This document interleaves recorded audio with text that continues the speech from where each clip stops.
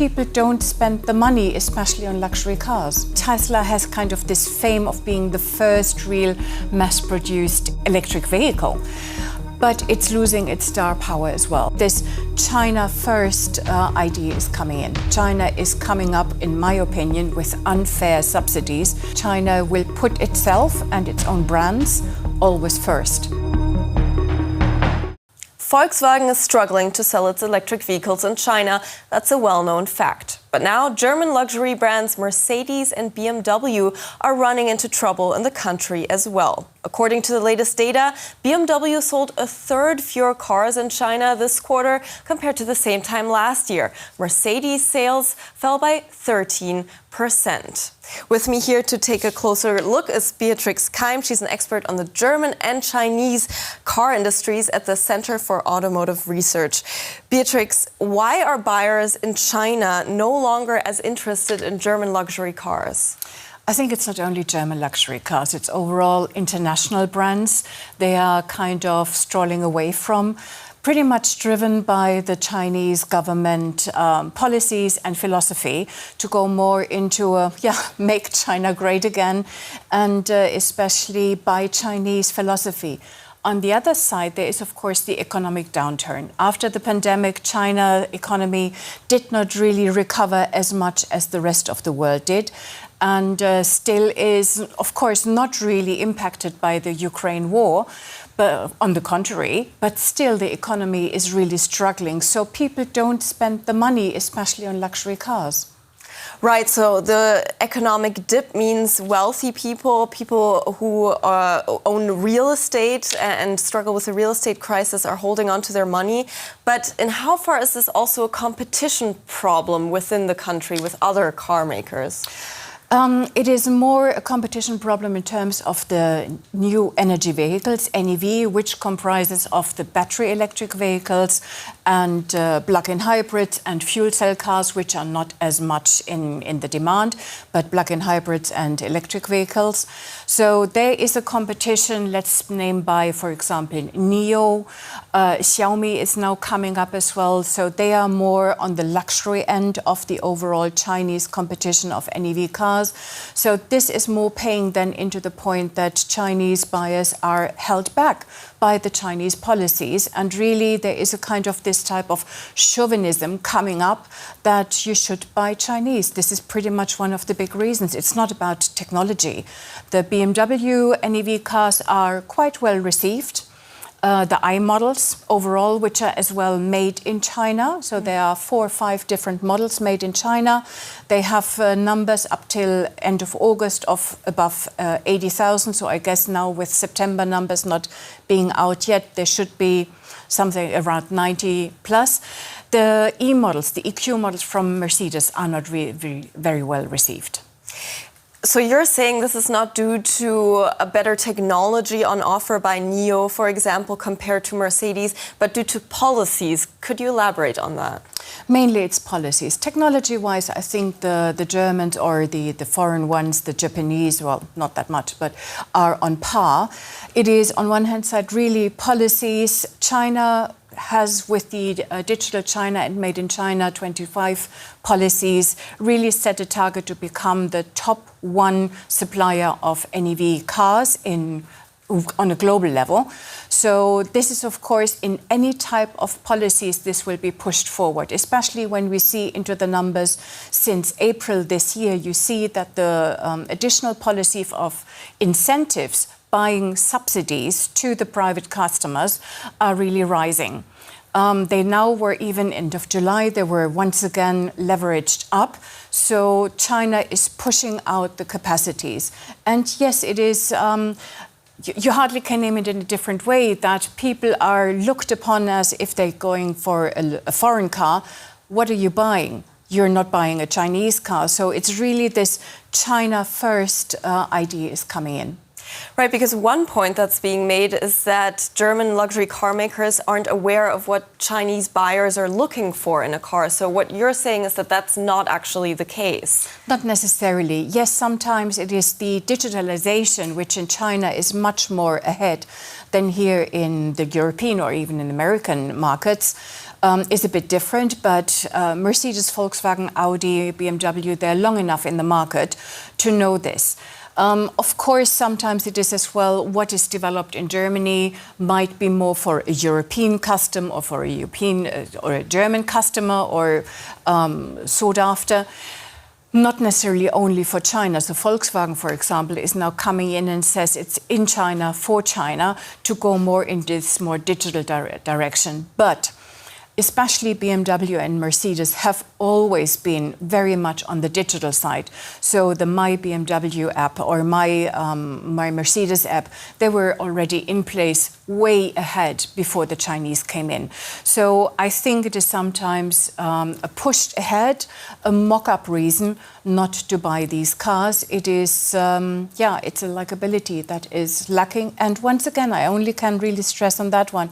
It is more like we want to buy Chinese makes, no more foreign brands. And this, again, it's more not only the German ones. It allies as well to the Japanese ones. The Americans are out of the game anyway, so even the Japanese ones. But the car brand I'm thinking of here now as a counterfactual is Tesla. Tesla is doing well also with its more high-end cars in China. So how does that match up if the difference is really the subsidies on the Chinese car maker side? Well, the Tesla cars are actually losing on sales as well. It is related to the cars which are made in China. They, of course, get quite the good reputation as well. But more and more, and Tesla has kind of this fame of being the first real mass-produced electric vehicle. But it's losing its star power as well. Not only here in Europe or in America, of course, it's still prevailing, but in China as well, because of the Chinese brands are coming up. Right, for a long time there was this perception of the luxury car market not being so easily shattered as lower-end cars potentially. Is this a sign now that the high time for German luxury cars in China is over for now? I don't want to say it's over, but certainly there is more competition coming in because the NEV cars, which are now really pushed ahead from the Chinese side to be dominating the roads with all the NEV policies which are in place. And here the Chinese makers are making lower cost cars. They appear to be more on the luxury side. NIO definitely is. Where Xiaomi is still to be seen. It has quite a certain fame. Zeekr from Chile tries to be in that area as well. But so far it's still on par. So a real luxury Chinese make is still out there to be found. But they're coming in, and again, the Chinese are very proud on what they achieved in the NEV area. Well, you have to say that this was not only by the, let's say, the makers, the OEMs, where we always concentrate on Volkswagen, Mercedes, BMW. It's as well the supplying industry. And here, without the European, especially the German supplying industry, all these achievements, the success of the Chinese NEV wouldn't have been possible. And you focused on the heavy state support on the Chinese side. What, in your opinion, can European policymakers, German policymakers, do to support car brands like Mercedes and BMW now? On one hand side, there is, of course, if you look into the fact that the German automotive industry, so the supplying industry, the OEMs are actually pretty much like 20% of our GDP, at least in 2023. This is something that cannot be going without any notice. So there needs to be some support in policy making, being strict ahead and steady and being more long-term. So Chinese policy is usually very long-term. We are looking into timeframes of decades, 10 to 15, sometimes even 20 years. So here finding a compromise that it is not about a party policy, or let's say a traffic light policy for our current government here in Germany. It needs to be more long-term. It needs to be kind of an agenda. Where are we going with German industry going ahead? If it is the chemical industry, if it is the machine building industry, or even the automotive industry. There needs to be a long-term plan for this. On the other side, when we now had, for example, the tariffs coming in by the EU, where Germany said, no, we don't want this, or they withdraw from the vote, the point is that China needed to be shown that there is a stop to this. China is coming up, in my opinion, with unfair subsidies beyond a normal, let's say, grade. So here, for example, if they want to come in with cars, that there is either tariffs or that they need to be made in Europe. The same thing what China did 40 years back, where the Chinese, the foreign OEMs could only produce in China what China wanted as a joint venture.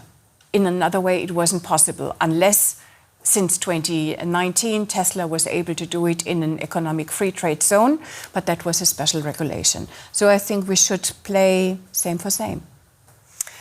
Right, and looking at the car makers, what options do they have? What options does Mercedes have, BMW have to counteract this negative trend in its most important market, China? So on one hand side, what, for example, Volkswagen is already doing, and BMW, for example, as well for Mercedes, I'm not really in place to say, it is to develop more cars in China for the Chinese taste and for the Chinese necessities. So the Chinese population is way more digital because they are younger. They were very quickly going into mobile phones and do everything on a mobile phone, much more than we do here in Germany or in Europe, or even in America. So developing everything what is the SDV, the software-defined vehicle, more in China. So it might be that they need the R&D really focusing on the Chinese needs and separating the European, the American, and the Chinese needs to really counteract in the market and to keep their balance. Right, so essentially designing different cars for different markets then. But according to what you're saying, that won't make enough of a difference as long as China pursues this kind of nationalism when it comes to its cars, correct? Yes, at any point of time we need to see that China will put itself and its own brands always first. So it might be that there will then be other counteractings against the foreigners, holding them back, not giving them licenses for new vehicles, new models coming in. So there might be other restrictions, which then are not according to WTO requirements or demands. So there might be definitely over the time that we need to be used to that the market in China is not as strong for foreign makes as it was.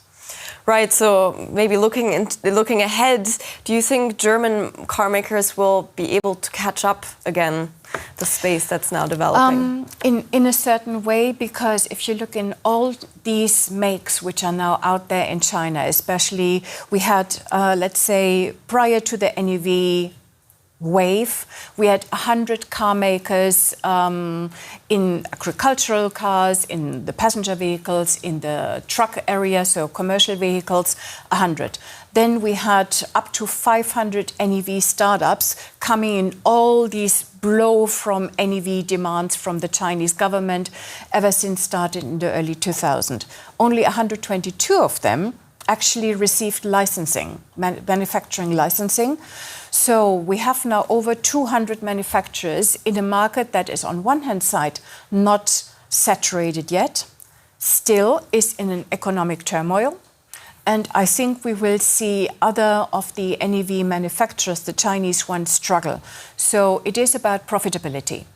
Are you only making cars because of making cars, or can you make up for the cost you are actually investing in R&D, in manufacturing, what is coming in there. And I think this is where actually the foreigners, or especially the German car makers, have a chance, because they are used to crisis. They are used to all the time already, ever since they're existing, to operate on profitability. They have shareholders they need to satisfy. So, and I think this is something where the Chinese OEMs, where they only wanted to satisfy the demands from the Chinese government, that they will struggle, and they need to have their policies and their cost in place and the overall profitability. And I think this is where now we have a selection of the survivors and the ones which will go down. Beatrix, Keim, thanks for speaking to us. Thank you.